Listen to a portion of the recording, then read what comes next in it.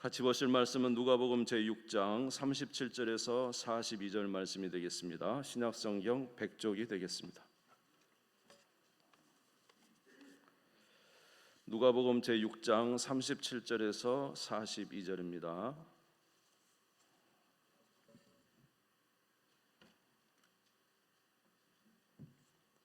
누가복음 제6장 37절에서 42절 신약성경 100쪽이 되겠습니다. 찾으신 줄 알고 봉독하겠습니다. 누가복음 제6장 37절입니다. 비판하지 말라. 그리하면 너희가 비판을 받지 않을 것이요, 정죄하지 말라. 그리하면 너희가 정죄를 받지 않을 것이요, 용서하라. 그리하면 너희가 용서를 받을 것이요, 주라. 그리하면 너희에게 줄 것이니 곧 후히되어 누르고 흔들어 넘치도록 하여 너희에게 안겨주리라. 너희가 헤아리는 그 헤아림으로 너희도 헤아림을 도로 받을 것이니라. 또 비유로 말씀하시되 맹인이 맹인을 인도할 수 있느냐? 둘이 다 구덩이에 빠지지 아니하겠느냐? 제자가 그 선생보다 높지 못하나 무릇 온전하게 된 자는 그 선생과 같으리라. 어찌하여 형제의 눈 속에 있는 티는 보고 내 눈 속에 있는 들보는 깨닫지 못하느냐? 너는 내 눈 속에 있는 들보를 보지 못하면서 어찌하여 형제에게 말하기를 형제여 나로 내 눈 속에 있는 티를 빼게 하라 할 수 있느냐? 외식하는 자여 먼저 내 눈 속에서 들보를 빼라. 그 후에야 내가 밝히 보고 형제의 눈 속에 있는 티를 빼리라. 할렐루야. 찬양을 기다리고 있는데 찬양이 아멘 해서 길게 끝날 줄 알았더니 아멘 하고 빨리 끝나서 제가 굉장히 당황했습니다. 그렇지만은 하나님께서 영광을 받으신 줄 믿습니다. 여러분의 삶에 하나님의 은혜가 늘 충만하시기를 바랍니다. 오늘 말씀을 통해서 함께 은혜 나누기를 바라는데요. 우리 예수님께서는 우리들이 하나님 안에서 온전해지기를 바랍니다. 오늘 본문의 말씀은 이제 12명의 제자를 세우시고 또 12명의 제자뿐만 아니라 예수님을 따르는 모든 이들에게 이제 제자들에게 주시는 그런 말씀이죠. 사도들에게 하시는 말씀만은 아니고 예수를 따르는 모든 자들을 제자로 표현하셨습니다. 그래서 그들에게 주시는 말씀이 되겠습니다. 예수님은 예수님을 따르는 모든 자들이 온전하기를 바라십니다. 마태복음 5장 48절에 보면은 우리 아버지는 우리가 온전하기를 바라신다 이렇게 말씀하고 있습니다. 그러므로 하늘에 계신 너희 아버지 온전하신 같이 너희도 온전하라. 하나님은 우리가 온전하기를 원하십니다. 사실 우리는 온전할 수는 없죠. 그러나 하나님은 우리가 온전하기를 바라십니다. 여러분의 자녀가 온전하진 않죠. 그렇죠? 그렇지만 여러분의 자녀가 온전하기를 바라십니까? 안 바라십니까? 바라죠. 마찬가지로 우리 하나님도 우리가 완벽하게 온전할 수는 없어요. 그럼에도 불구하고 아버지의 심정은 우리가 온전해지기를 바라는 것입니다. 마태복음 5장 48절에 보니까 그러므로 하늘에 계신 너희 아버지의 온전한 것 같이 너희도 온전하라 이렇게 말씀하셨습니다. 그러면 제자들이 왜 온전해지기를 우리 예수님은 바라고 말씀하신 것일까요? 왜냐하면은 예수님의 제자들을 통해서 다시 말해서 예수님을 통해서 배운 자들을 통하여 다른 이들이 그만큼 성장할 수 있기 때문에 그렇습니다. 누가복음 6장 39절에 보면은 같이 한번 읽겠습니다. 시작. 또 비유로 말씀하시되 맹인이 맹인을 인도할 수 있느냐? 둘이 다 구덩이에 빠지지 아니하겠느냐? 여러분 만약에 맹인이 맹인을 인도하면 어떻게 되겠어요? 맹인이 어떤 사람을 인도하면 어떻게 돼요? 맹인이 길을 어디로 갈지도 모르면서 구덩이에 빠지게 되면은 함께 따라가던 자도 다 빠지지 않겠습니까?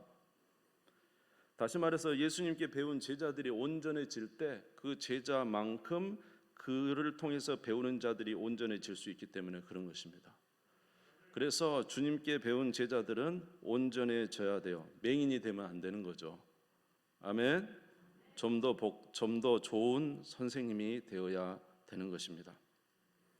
누가복음 6장 40절에 보니까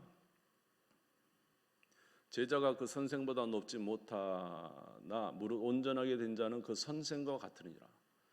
그러니까 제자는 누구만큼밖에 안 돼요? 최대한 잘해도 온전하게 된 자는 선생 같은 정도밖에 안 돼요.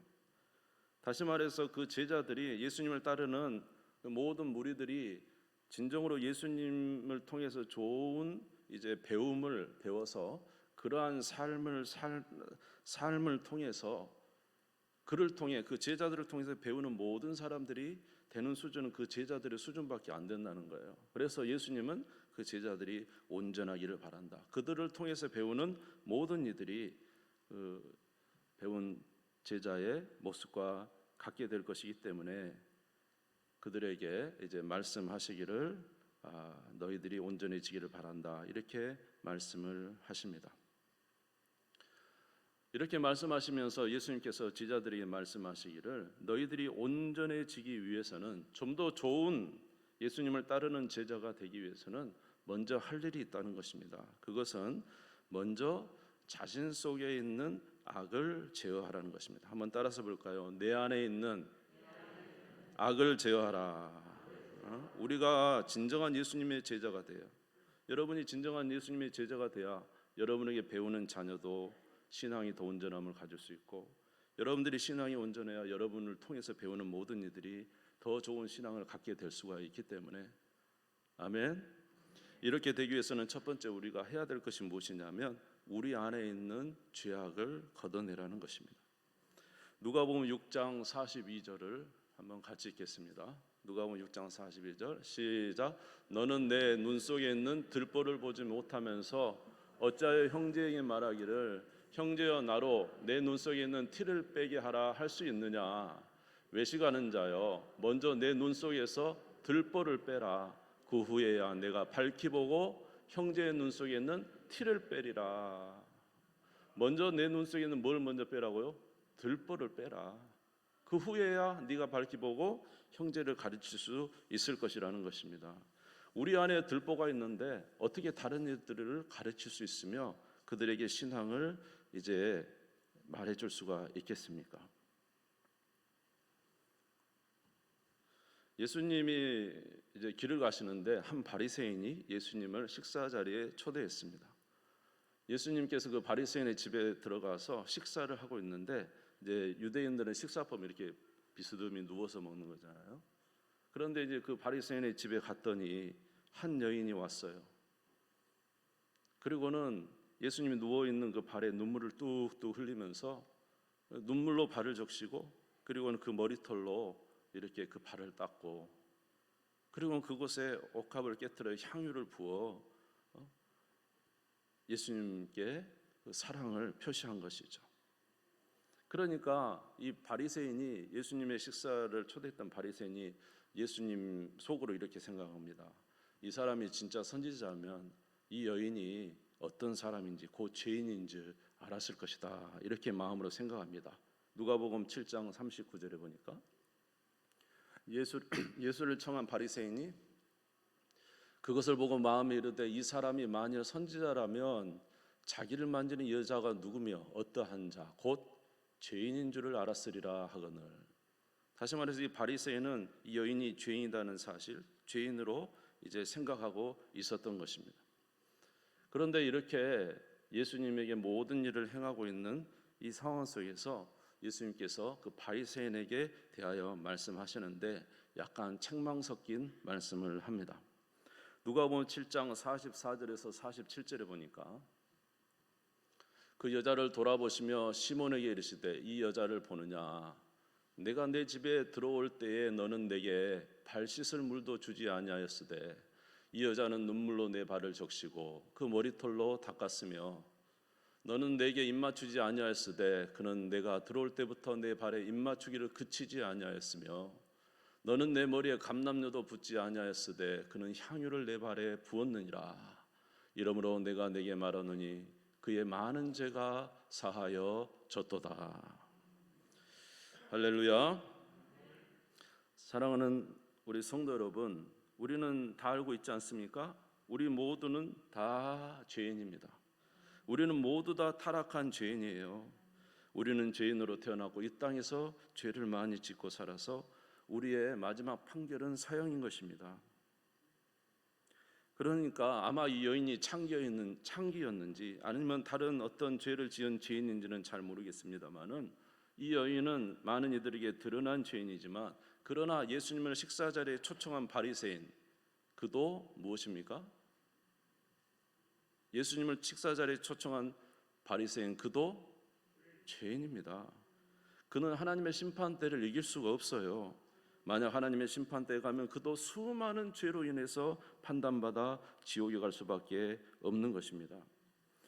그러므로 이 여인이 이렇게 예수님에게 와서 자기가 죄인이기 때문에 예수님의 자비와 은혜를 구함으로 그가 눈물로 그 발을 적시고 머리털로 닦고 향유를 부어 그 발에 입맞추며 예수님의 그 은혜와 사랑을 사모한 것처럼 사실은 이 바리새인도 그렇게 똑같이 해야 돼요. 사실 하나님 앞에서 이 창기나 바리새인이나 차이가 얼마 있겠습니까, 여러분? 도토리 키재기 그런 말 아십니까? 그렇죠? 이 창기나 우리나 똑같잖아요, 사실은. 창기는 외적인 죄를 지은지 모르지만은 우리는 마음으로 수많은 죄를 저질렀습니다. 하나님은 마음으로 지은 죄도 다 똑같이 죄라 그랬어요. 그렇죠? 행동으로만 한 것이 죄입니까? 우리 마음으로 하고 또 사실은 이 바리새인도 사실은 많은 죄를 저질렀죠. 남의 눈에 띄지 않아서 의롭다고 한 것뿐이죠. 그러므로 사실은 이 여인이 예수님께 다가가서 자기의 모든 죄를 사하시고 구원해 주실 예수님에게 눈물을 흘린 것처럼 똑같이 이 바리새인도 사실은 예수님께 나아가서 이렇게 눈물을 흘리고 그 머리털로 발을 닦고 예수님의 자비를 구해야 되는 똑같은 죄인이라는 거죠. 그런데 이 사람은 이 사실을 모르고 자기는 의인이요 이 여인은 죄인이라고 생각해서 이 여인을 비판한 것입니다. 이 바리새인 안에는 큰 교만이 있어요. 큰 들보가 있어요. 사실은 그 안에 교만과 큰 들보가 있는데 이것을 모르고 있는 것입니다.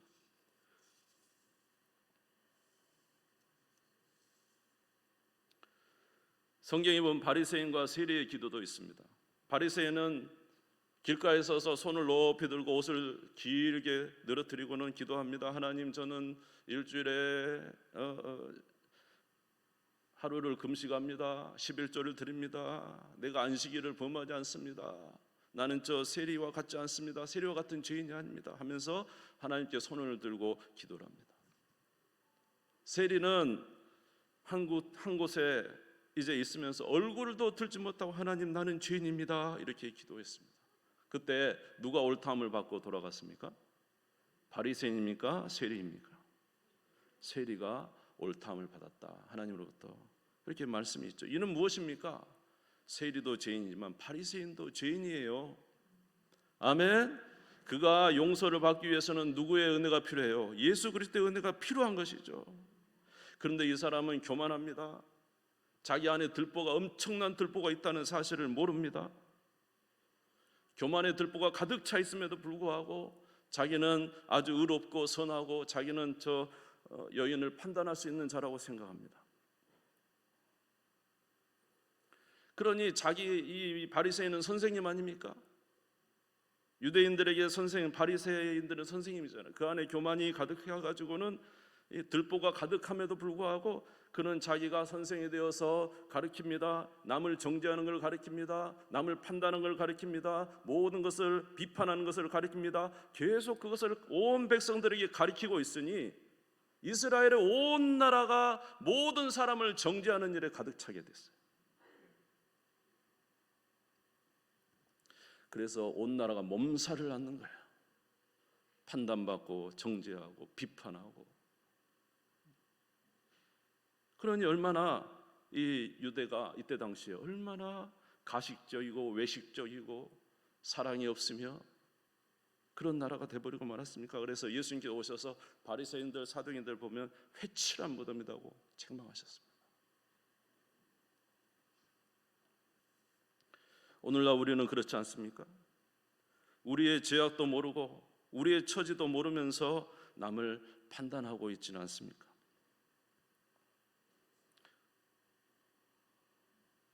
살아가다 보면은 우리의 원대로 되지 않을 때가 참 많습니다. 목회를 할 때도 보면은 어떤 분은 진짜 말을 듣지 않는 분이 있어요. 근데 이제 그렇게 하다 보면은 목회자의 마음에 일이 그르칠까 봐 참 염려가 되고, 그러다 보니까 참 마음이 언짢아요.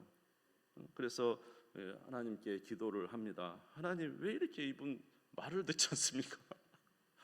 왜 이렇게 제멋대로입니까? 왜 이렇게 속을 썩입니까? 하고 기도합니다. 그러면 주님이 이렇게 말씀하십니다. 너가 그 사람으로 인해서 그렇게 어렵냐? 나는 너 때문에 어렵다. 나는 너 때문에 어려워. 내가 너를 목사라고 세워놓았더니 너가 나한테 처음에 뭐라고 고백했니? 나는 주의 종입니다. 주의 뜻대로 살겠습니다. 주님이 말씀하신 대로, 주님이 가라면 가고 주님이 서라면 서고 주의 뜻대로 살겠습니다. 너가 고백하지 않았니? 그런데 내가 너를 목사로 세워놓았더니 이제는 철저하게 네 뜻대로, 네가 원하는 대로, 너가 원하는 방향으로, 내가 그렇게 말해도 항상 너의 주장이 너희 안에 가득 차서, 그래서 내가 너 때문에 나의 일을 정말 어렵고 힘들다. 그가 문제가 아니라 네가 문제다. 주님께서 저에게 이렇게 말씀하세요. 나는 남이 잘못되고 남이 어렵게 한다고 생각했는데 알고 보니까 주님께서는 네가 그 들보다는 거예요. 네가 나의 들보라는 거예요.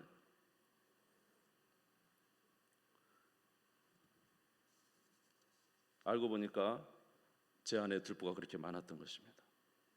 그런데 이런 걸 드러내지 아니하고 내가 주의를 한다고 서 있으면서 얼마나 많은 실수를 저질렀겠습니까?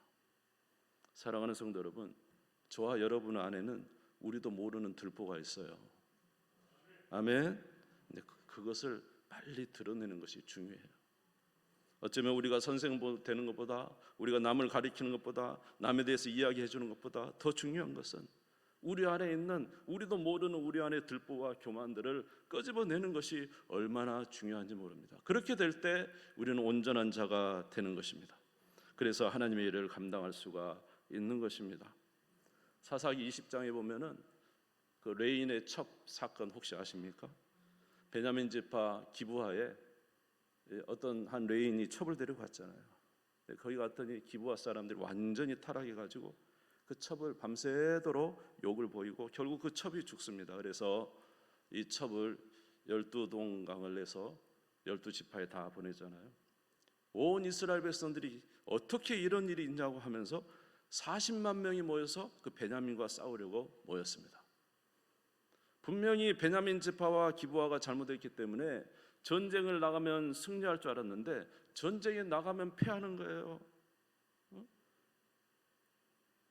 18,000명이 죽고 나중에 보니까 22,000명이 죽고, 전쟁 2번 나갔는데 2번에 40만 명 모였는데 4만 명이 죽은 거예요.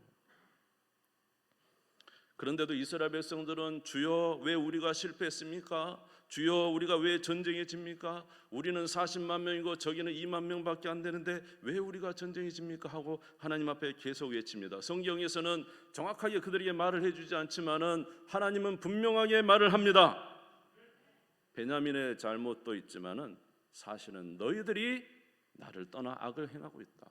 여러분, 레인이 첩을 데리고 다니고 레인이 하나님의 성전도 지키지 않냐고 그렇게 돌아가는 이 시대는 그 백성들은 말할 것도 없는 거예요.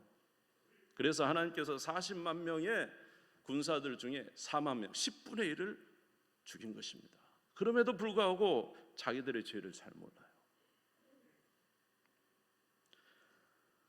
저와 여러분 안에도 이러한 들보들이 있음에도 불구하고 그러한 것을 잘 깨닫지 못하고 우리는 언제나 우리의 눈을 남에게 돌려 남의 티를 빼는 일에 모든 일을 다 집중하고 있는 것은 아닌지 저와 여러분 우리 모두를 돌아보시기를 주의 이름으로 축원합니다.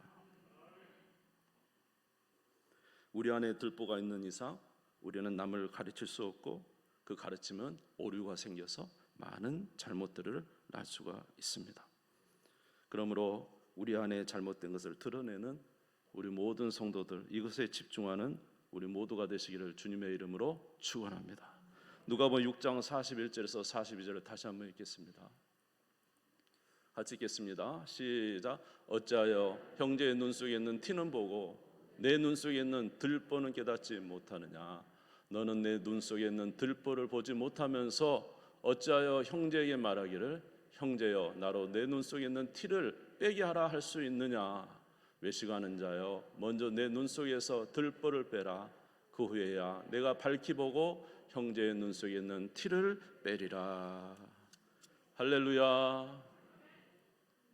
예수님은 우리의 삶의 본이 되셨습니다. 예수님은 우리가 어떻게 살아야 될 것인가를 알려주셨습니다.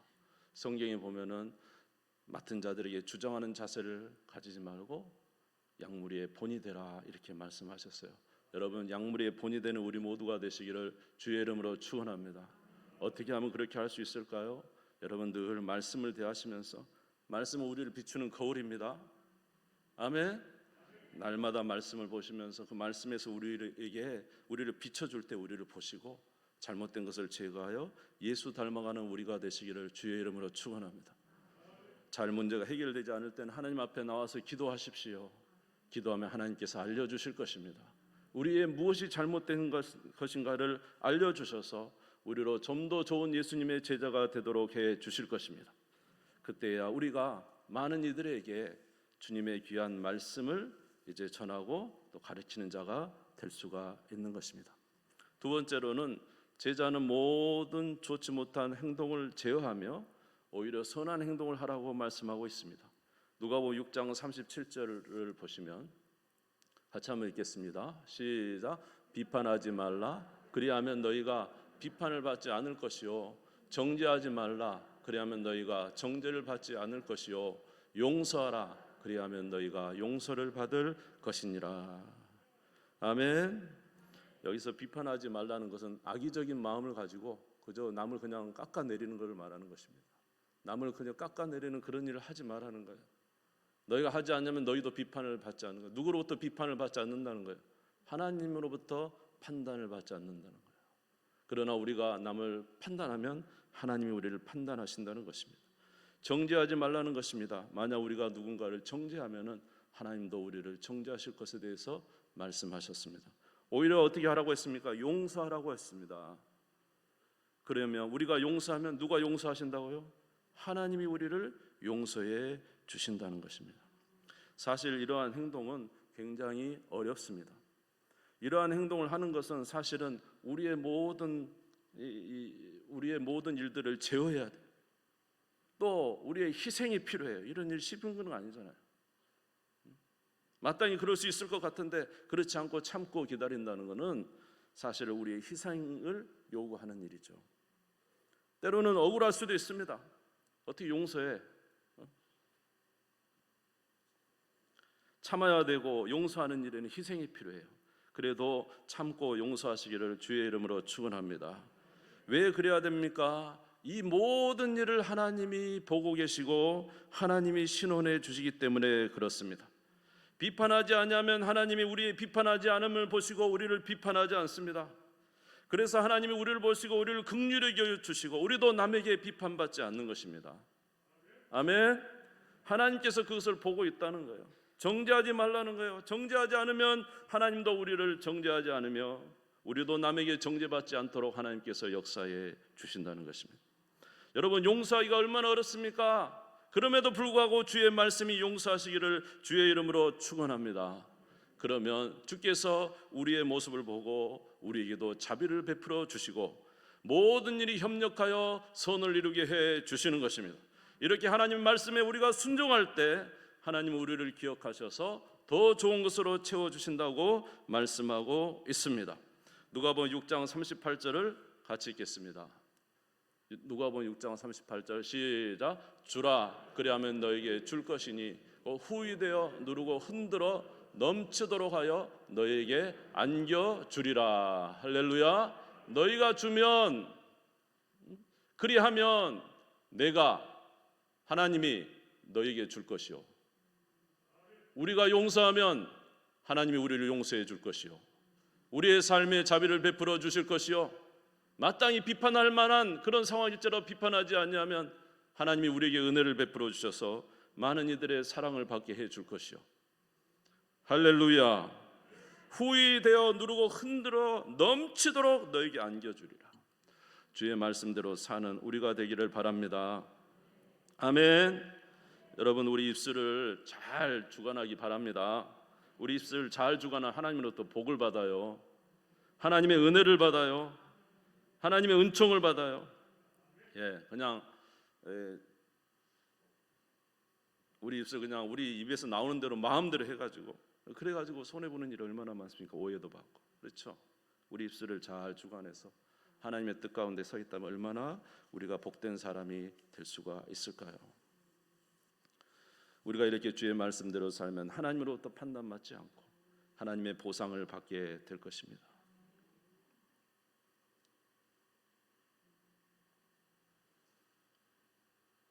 어제 이제 우리 최영자 집사님 남편 고 박정호 성도님 자녀들이 잠깐 교회에 와서 저를 만났습니다. 그런 말씀을 하시더라고요. 옛날에 어렸을 때 우리 아버지가 이제 이 장흥의 모 교회가 세워질 때 자기 땅을 이렇게 내놓으셨대요. 그래가지고 거기에 교회를 이렇게 짓게 됐다. 어렸을 때는 잘 몰랐는데 지금에 와서 보니까 우리 자녀들이 자녀들이 다 이렇게 잘 됐거든요. 잘 된 이유가 아버지가 그때 교회에 땅을 내놓으셔서 그런 것이 아닌가 그런 생각이 든대요. 그때는 몰랐는데 이제 와서 생각해보니까 그런 것 같대요. 여러분, 우리가 주님을 위해서 희생하면 하나님 반드시 그거 보고 계십니다. 외적인 물질적인 것뿐만 아니라 우리의 삶의 모든 부분에서 용서와 희생과 기다림과 인내와 헌신은 우리 하나님이 다 보고 계십니다. 적절한 때에 하나님께서 눌러서 흔들어 넘치도록 채워주실 줄 믿습니다. 사랑하는 성도 여러분, 우리가 주님의 진정한 제자가 되기 위해서 어떻게 해야 됩니까? 먼저 내적인 모습이 온전해져야 돼요. 여러분 안에 들보를 늘 꺼내시기를 주의 이름으로 축원합니다. 진정한 아름다운 사람은 하나님 앞에 이 아름다운 인품과 성품을 가진 사람이 진짜 아름답지 않습니까? 여러분 안에 내적인 모습이 아름답기를 주의 이름으로 축원합니다. 여러분의 삶에 진정으로 또 행동이 있기를 바랍니다. 입술도 주장을 하고 용서도 하고 사랑도 해주고 또 물질뿐만 아니라 모든 일에 하나님 앞에 헌신한 이런 삶이 우리 하나님이 꼭 보고 계신다는 사실을 기억하시고 주 앞에 헌신하셔서 하나님의 은혜가 넘치시는 우리 모든 주님의 효성의 성도들 되시기를 주의 이름으로 축원합니다. 주님, 새 한 머리 짚고 다 같이 기도하겠습니다.